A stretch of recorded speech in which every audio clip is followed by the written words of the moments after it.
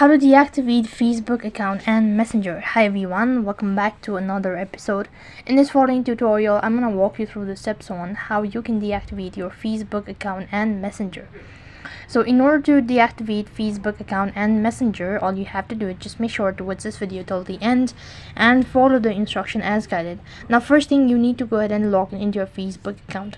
Once you're logged into your Facebook account, that's going to take you to the interface something like this, and right on this page you need to go ahead and tap on the tab bar icon located in the top right hand side corner. Then go to the gear icon, and that's going to directly take you to the settings and privacy page.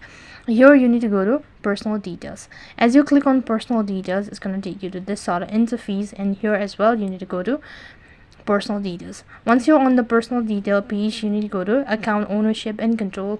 Just go ahead and tap on deactivate or deletion. Then you'll need to select the particular account which you actually want to go ahead and deactivate and delete and click on the continue button. Next page is going to ask you to enter in the password associated with your Facebook account. Now however, this is only going to deactivate your Facebook account but not the Messenger application. So when you actually enter in the password, that's going to directly take you to the other. Then you'll be asked whether you want to deactivate your Messenger as well or not. So if you want to continue with the Messenger, then just go ahead and tap on the continue button in order to deactivate your Facebook and Messenger at the same time. So that's basically how you can deactivate your Facebook account and Messenger. That is all for this video. I hope the video was helpful. Make sure to like, share and subscribe to our channel. Thank you for watching. See you in the next video.